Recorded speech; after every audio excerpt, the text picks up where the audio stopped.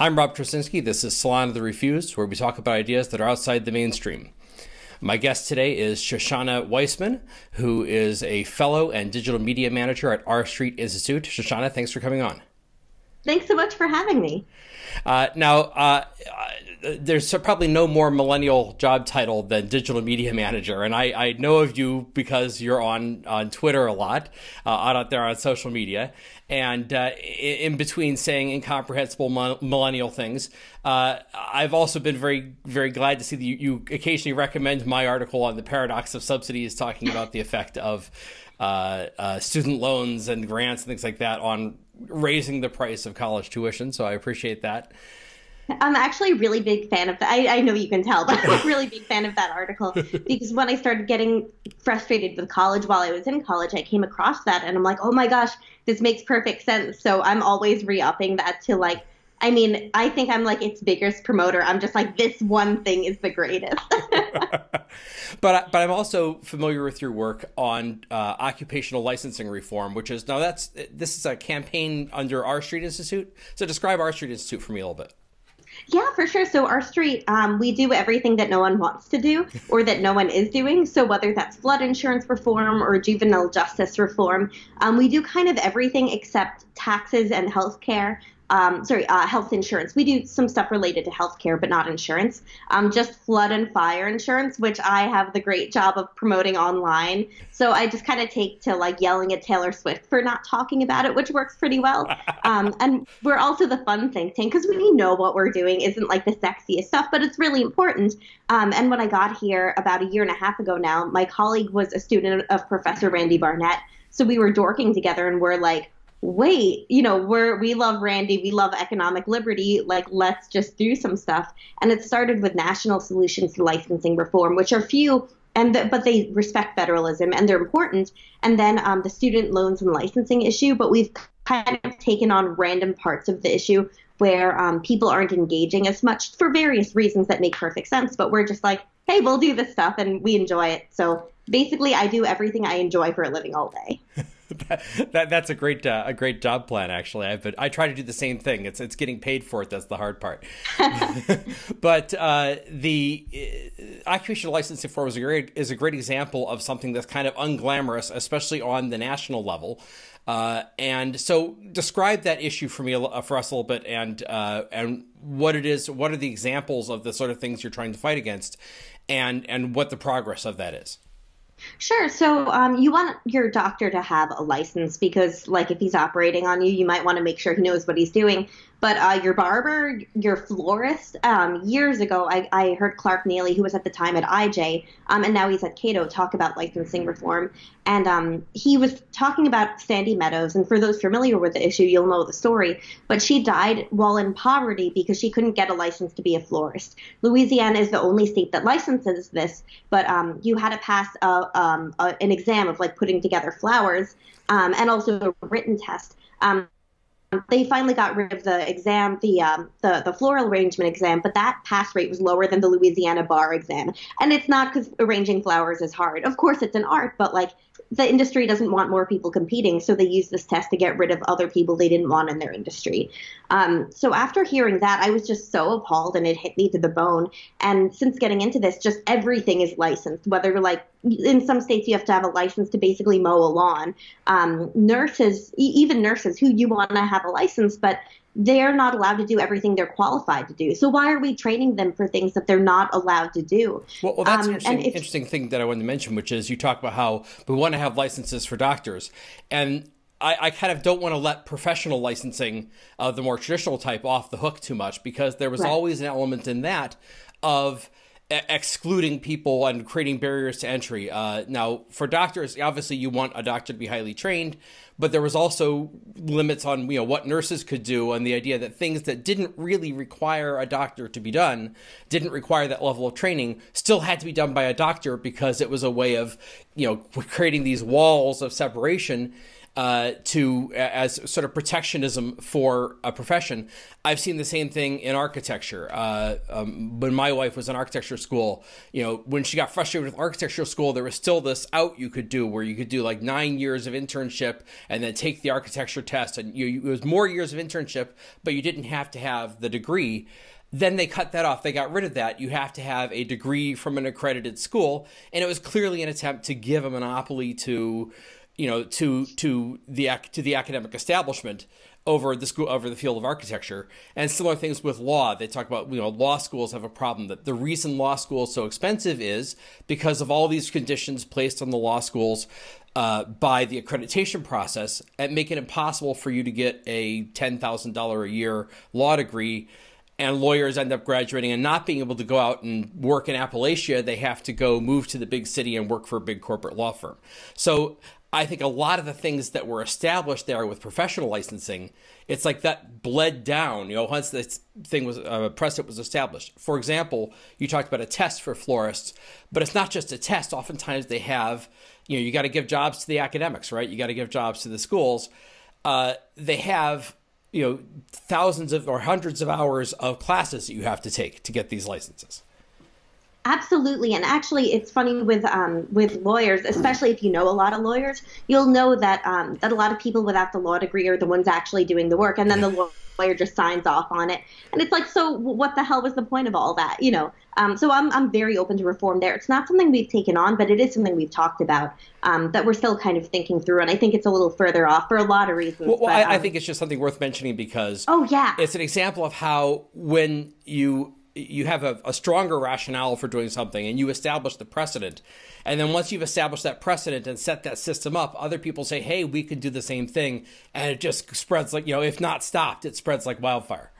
Oh, absolutely. And it's really big with anything medical. And I don't even mean like doctors. I mean like health coaches or nutritionists and dietitians. It's really frustrating. In some states, you have to have a license to give diet advice, and that definitely is part of the medicalization, the licensure of the medical field, but run amok. It's absolutely insane what you have to have a license to do. Stuff you can do for free at home or for free, or sometimes even not for free. It's ridiculous. I know that they're trying to license athletic trainers in Colorado now. They're one of the few states that don't have it, and this is part of like that whole medicalization that you're talking about. And one in the testimony, this one guy was saying, "Oh, I just feel more comfortable." No, that's not a good reason to license or to go to a licensed person. I'm all for it. I love trade schools.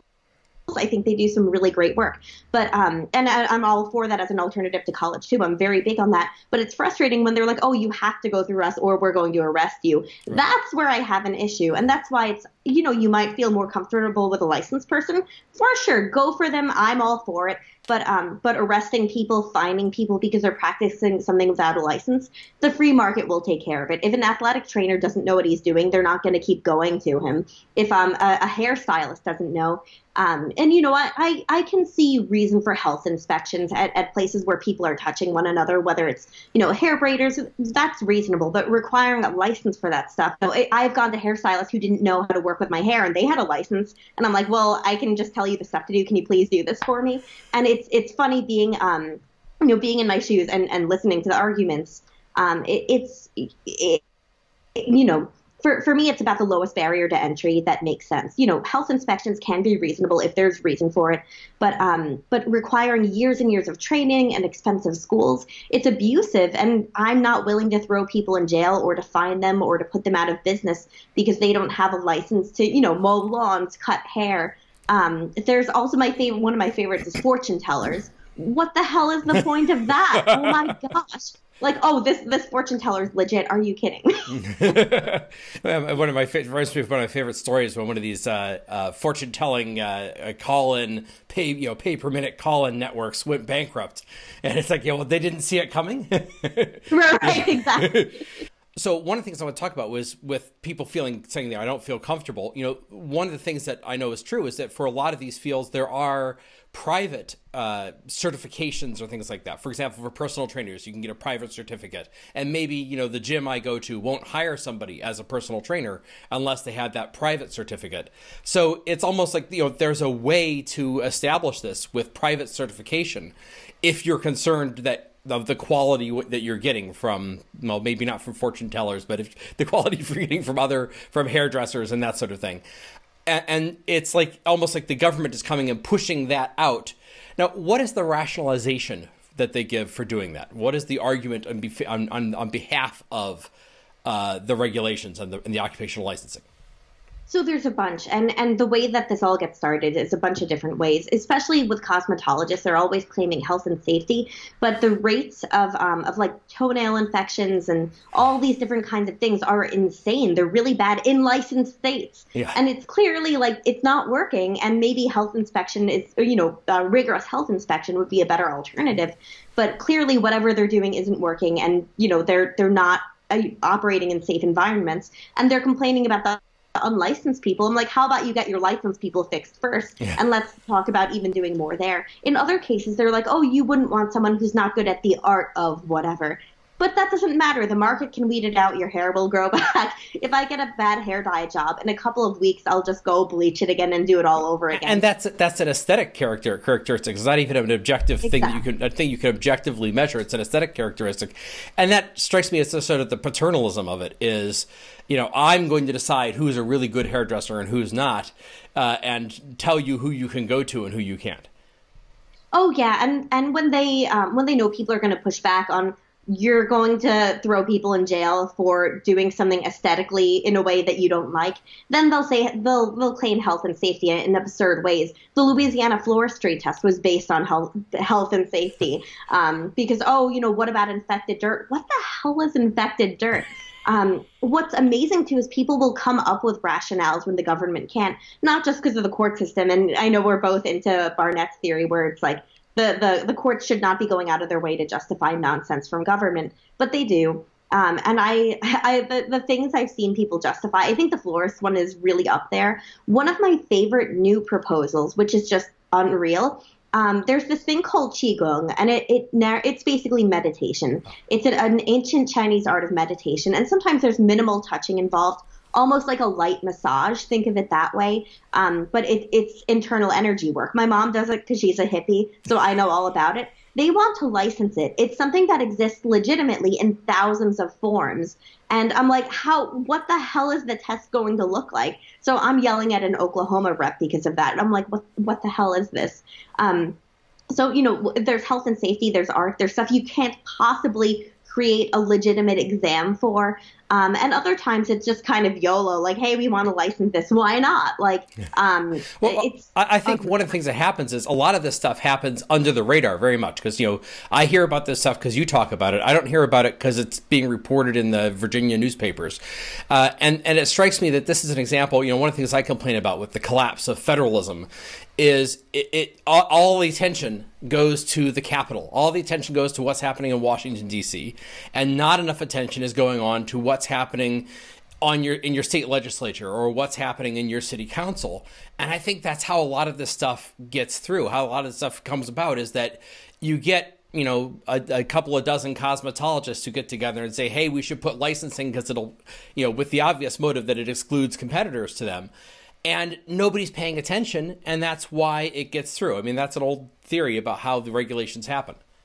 Oh, absolutely. And, I'm totally with you on all of that. But what's frustrating is that people want to hear about this stuff. Like, I have 50,000 followers who are all obsessed with licensing reform because of me talking about it. People are interested in this stuff. And when you tell them the stories, especially, they're interested. So it's weird to me that people don't want to report on it. It's really not that burdensome to do. You just kind of look at whatever state it is. look through their legislation that's being proposed and track.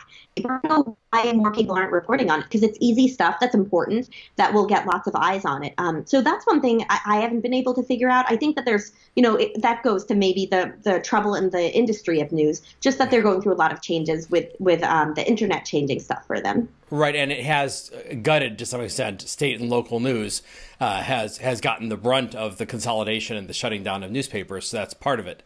I also think part of it is that it doesn't fit into the usual sort of partisan categories of the way people think about things. It doesn't even fit into what people think of as being, quote unquote, reformist. And this goes to another hobby horse of mine, which is the idea that, that's why I like what our Street Institute does, is the idea that, when you think of free market reforms and the causes on the right, if you're talking about deregulation or something like that, you think of, we're going to do something at the EPA, or we're going to change the tax code to lower capital gains taxes. And it's all stuff that's sort of, defending Wall Street and big business and regulations on this national level. I think there needs to be more emphasis on the right and among pro-free marketers on how free markets affect, the blue collar guys, how they affect the average person. I would say it's a more populist approach. I mean, there was talk a number of years ago about free market or libertarian populism or something like that. We got sort of, I think you'd have to call what we have now non-libertarian populism in the White House. But this idea of free markets being for everybody and benefiting everybody. So, for example, on occupational licensing, who's really hurt by this? Who is hurt by the imposition of these barriers to entry? Oh, yeah, it's the little guy on every level. Rich people can afford to overcome the barriers. When you're licensing pet groomers, it's going to be the guy who, does it at home, who's hurt and can't afford the licensure. But it's going to be PetSmart, who was messing with the dogs to begin with, which is a whole nother story, that is going to be able to afford it. It's always the small business, the individual, who's not going to be able to overcome this. And not just on the producer side, but on the consumer side.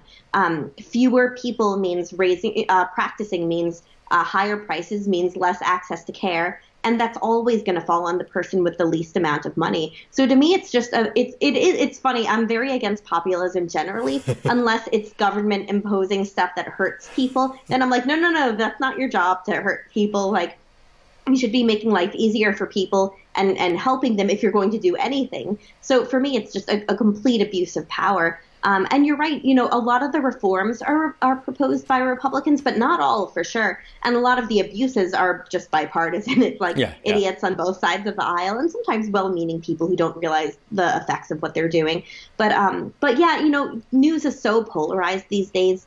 People like the story that's going to make you hate Democrats or love them, or hate Republicans or love them. It's just going to make you hate everyone, which I guess isn't great either. But I don't think people understand that people are going to be interested in this. That they're going to want to yell at their representative, like, why are you doing this? This is stupid, and it's increasing. I mean, it gets to so many other issues too, like over-criminalization and the jail population. So, Yeah. And another thing that I remember from this is that one of the people hit by this is military spouses.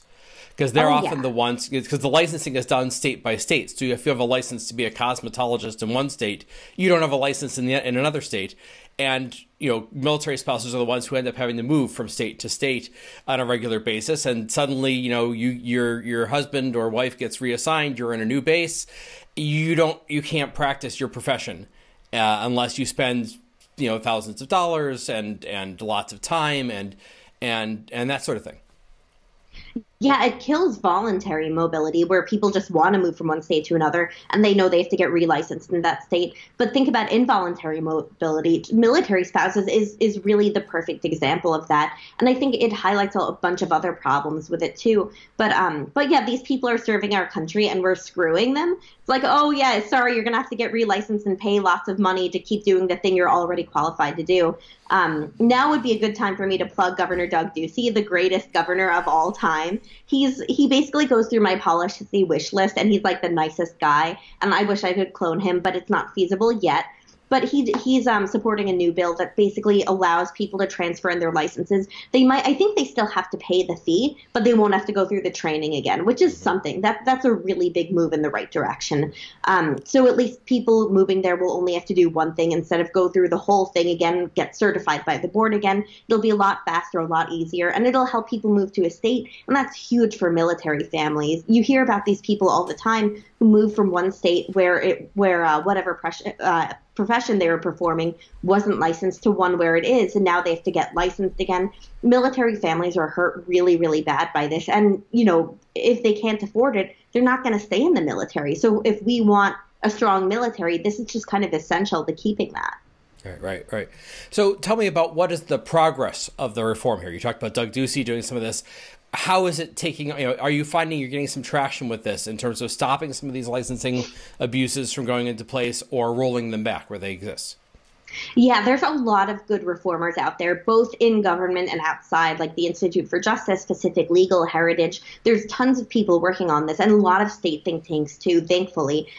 There's progress, but there's also drawbacks. Like whenever I see a new license proposed, it's frustrating.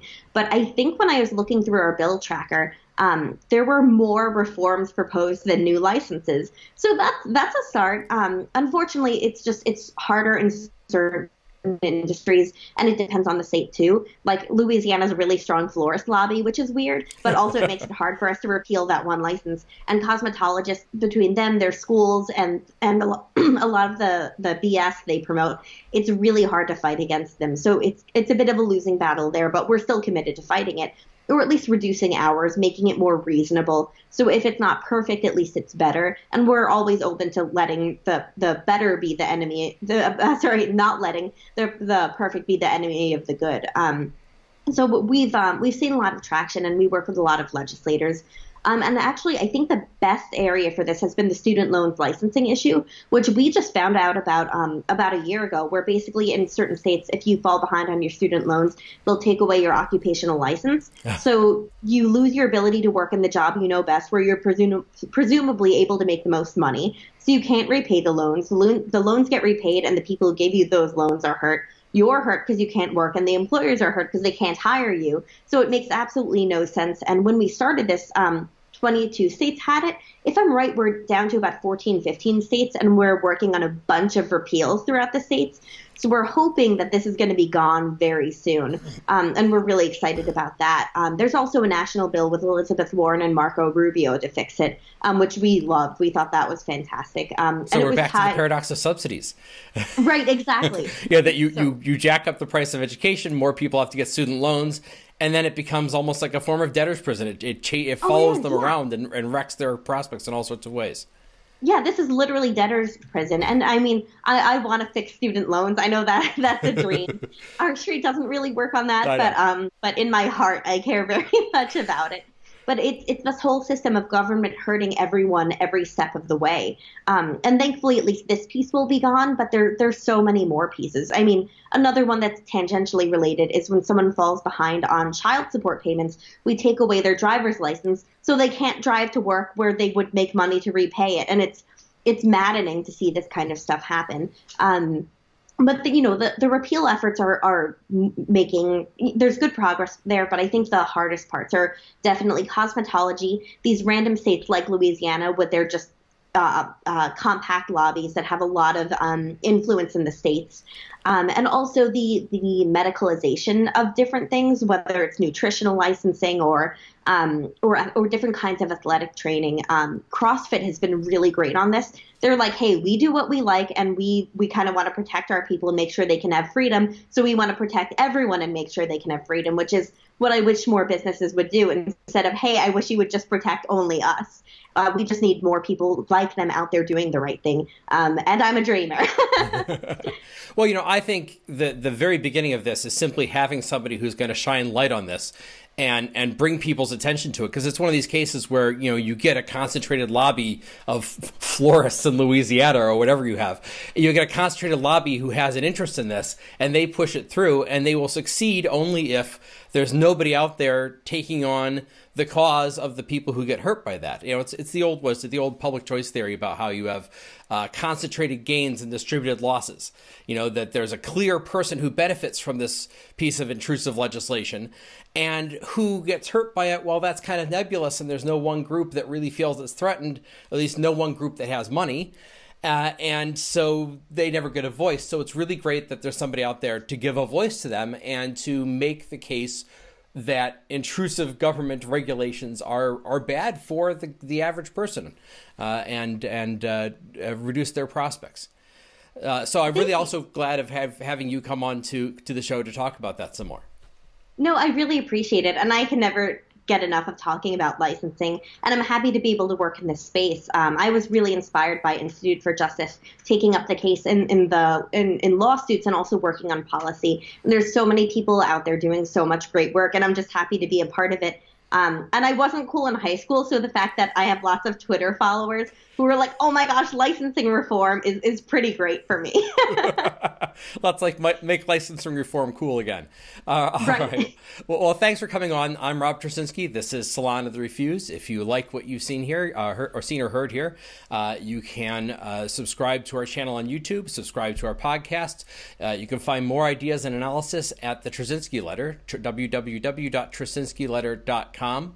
I'm Rob Tracinski. Thank you for listening.